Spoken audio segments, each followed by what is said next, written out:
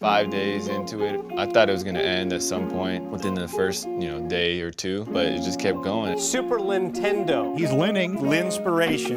Linsanity. I like Jeremy. Puts it up, puts it in, and this crowd is going crazy. You don't make it to the NBA on accident. To me, it was about the freedom. This episode of Highlights with Omar is presented by YouTube TV. Jeremy, appreciate you joining the show. I want to get right into it. First clip, it's your breakout game. You're scoring 25 points off the bench against the New Jersey Nets. And once again, trying to play a little two-man game. Banks it in. What was going through your mind? Were you nervous? I mean, my agent, Roger Montgomery, had called me earlier in the day and was like, hey, this is your last game in the NBA if you don't show out. And so I'm thinking to myself, we just played in Boston the night before and I didn't do well. So I actually didn't even know if I was going to be on the floor. It was the third game of a back-to-back-to-back. So I was like, hopefully he beats me. But when Shump got 2 early fouls and he looked down and called me, that's why you see me running to the, I'm like, I'm getting in there right now. Like, this is about to be my last game. Like I need to be in there. Like, and so I check in, waiting, and man, I don't know. Just got in the flow. I think just for me, just getting a couple easy things like the alley-oop, and I got a transition layup and things like that just to get my rhythm. So that's what I was thinking. In the second half, though, I don't know, man. I blacked out. You and Tyson always had like such a good connection. What do you think made it work? Was it just an easy lob threat to just throw to, or because the chemistry was always there? It felt like. Well, Tyson is like the ultimate teammate. Like everything that doesn't always show up, like sometimes it shows up on the stat sheet because he'll score, but he scores because he sets great screens and he rolls hard every time. But against like really good defensive teams, the people who set screens and roll really hard, they're not going to get much because the good defensive teams, they got the low man's there, they got the weak side help coming in. But it's a very selfless job. But he did it to perfection and never complained. So if he got 1 shot, or if he got 10 shots, or if he got 20 shots, like he was still going to do his role no matter what. And to me, it just made it simple. I knew what he was going to do every single time. Ultimate teammate, ultimate leader. And that's why for me, like playing with him, it was just like, man, he's going to set his good screen. He's going to get me open. He's going downhill fast. And as long as I can engage it big for a little bit, as long as I throw it anywhere, he'll go get it. I know that. The next game against the Jazz, did you was the hoopla all like immediate after that first game? Did you start immediately feeling a change, or was it a few games later? Like when did you notice like people are reacting every time I touch the ball? Yeah, I mean it definitely wasn't the second game. I still remember like the second game when we went to like basically the practice before the game. I was like, please don't put me in the starting lineup. Is what I'm thinking. I'm like, don't put me in the starting lineup because I've never practiced with these guys, not once. Like I'm always playing with the bench unit. And he called out the starting 5 and lo and behold, I was there and I was like, oh man, how's this gonna work? But for me, it was still like the cut deadline had not passed yet. So I was not at all feeling safe or good or worried about any type of fanfare. I'm like, I had a breakout game. And if I suck tonight, like they could easily still cut me. So I'm in survival mode still. When you look back at this, like what was working so well? Is it because everyone had their own theory of like, oh, he's just so quick and no one realizes how quick he is, or Mike D'Antoni's offense is great for point guards. Like if you had to pick one reason of all the reasons, what do you think it would be? I think he gave me freedom. I mean, and I think just you don't make it to the NBA on accident. You're a world-class athlete if you're in the NBA. Now, there's levels to it for sure.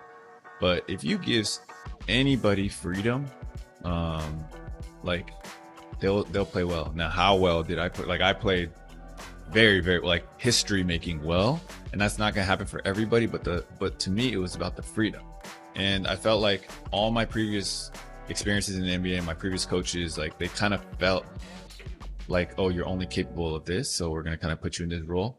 But D'Antoni was like, keep going, like do not stop. There'll be nights when he'll screw it up, but I thought he's terrific. And this is nine games, and 8 of them he's been unbelievable. He had one off game.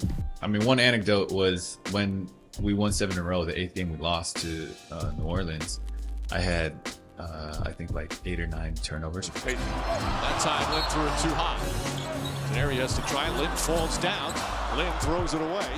That's 8 turnovers in the first half for Lynn. And he called me after the game and said, next game I want you to have another 10 turnovers, because as long as you're going downhill and playing aggressive, you'll get 20 assists for every 10 turnovers, and I'm willing to bet on that. So just keep going downhill, keep getting as many turnovers as you want, because for every time as long as you're going downhill, we're gonna be scoring points. Was that like the ultimate confidence boost at that point? I mean, absolutely. Like, I'm getting, first off, I get a call from a unknown number, so I don't even pick it up. At that time, it was, during Linsanity, and like the phone was blowing up. So I was like, and then my agent was like, yo, your head coach tried to call you multiple times. Can you just call him back? I was like, all right. And then I'm thinking like, dude, I had 10 turnovers and we lost. Like, he's going to give me a lecture. And it was like the opposite. And after that, I mean, it's just in those moments, even in the game or whatever, where it's just, when you talk about freedom and empowering people, it's just like, I might be a little bit on edge, or I'm uncertain, or I'm doubting myself. And he's like, he'll do 1 or 2 small things, and it's like, oh, good. Yeah, like I still have the green light, or he wants me to play this, but he wants me to be that aggressive. And then now I'm not thinking about the coach. I'm not thinking about getting subbed out. I'm just hooping and I'm doing what's natural to me. How were teams trying to play you at first? Was there anything you were like, that's not even how you would defend me? If I were to defend me, that's the last thing I would do. It is hilarious because I'm Asian, and so everybody sees me and they're like, he's got to be a great shooter. He's definitely not athletic.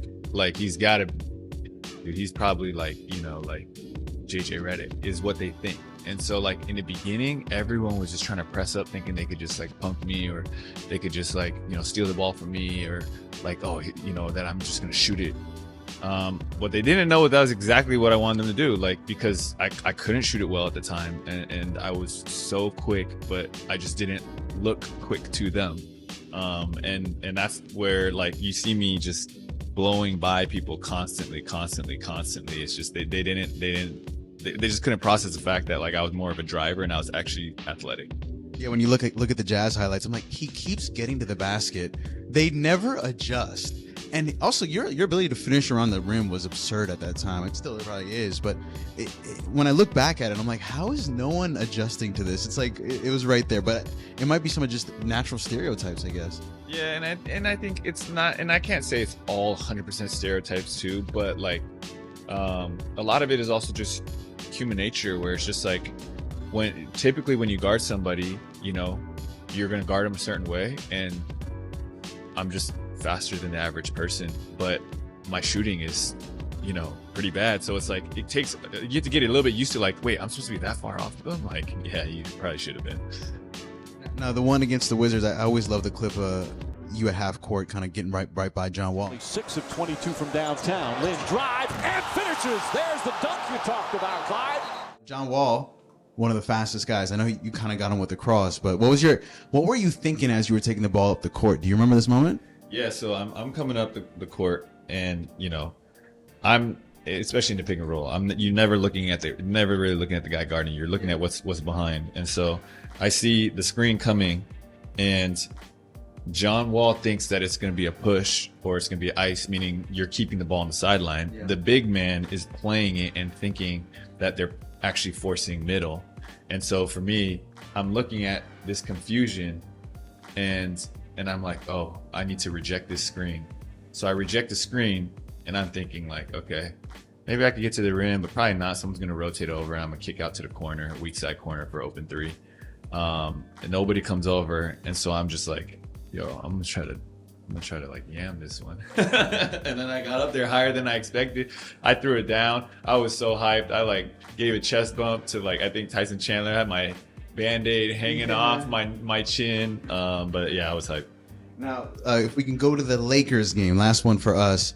Obviously, there was so much hoopla kind of going around this game. There was a Kobe post-game stuff where he was like kind of confused about the story. I don't know if you were able to talk to him about this moment when you guys were teammates, but was this the game that you even surprised yourself? I definitely surprised myself. Like, I knew I was going to be aggressive because I heard what he had said on the taxi ride over to the game. And so I was already like annoyed. Also, I'm from the Bay, so there's a Northern California, Southern California rivalry. So I already didn't like the Lakers, but I definitely surprised myself. And that was one of those things where like I always knew my shot was so inconsistent, but there were just days where my shot was on, and I always had my driving ability. But when I knew that shot was on that day, I knew it was gonna be a long night. And so like I came out and I had like a lot of points. I had like eight points in the first 6 minutes or something like that, and I hit a few outside shots, and I was like, oh yeah, it's gonna be that type of night. Jeremy, we could talk about this all day. Thank you so much for the time, man. Appreciate it. Appreciate it. This episode of Highlights with Omar is presented by YouTube TV. With YouTube TV, you can catch up on game-changing highlights right in the app. Try it free today.